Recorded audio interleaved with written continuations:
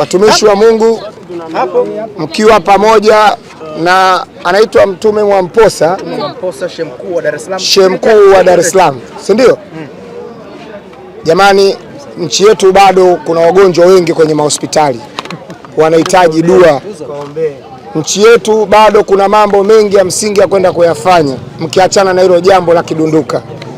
Kwa heshima mlionayo Mchungaji Mwamposa, kwa heshima ulionayo Shehe Mkuu wa Dar es Salaam, ule muda ambao mnaenda kuangalia makatuni wakirukaruka, ni afadhali mkaenda kwenye mahospitali kwenda kuombea dua wagonjwa wakapona, ilikawa jambo kubwa kwelikweli kuliko hilo tukio ambalo la kamkumbe. Ningewaomba wachungaji na mashehe ambao mmealikwa kwenye huo mwaliko, huo sio mwaliko. Kuna wagonjwa ambao watapoteza uhai wao kwa muda huo kwenye mahospitali yetu nchini.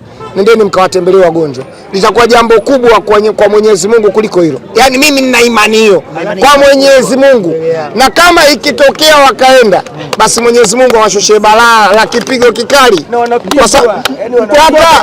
Yaani hao wengine mimi siwatambui, hao wengine mimi siwatambui, lakini nawazungumzia hao wakuu wa imani wawili kwa heshima zao, kwa nafasi zao.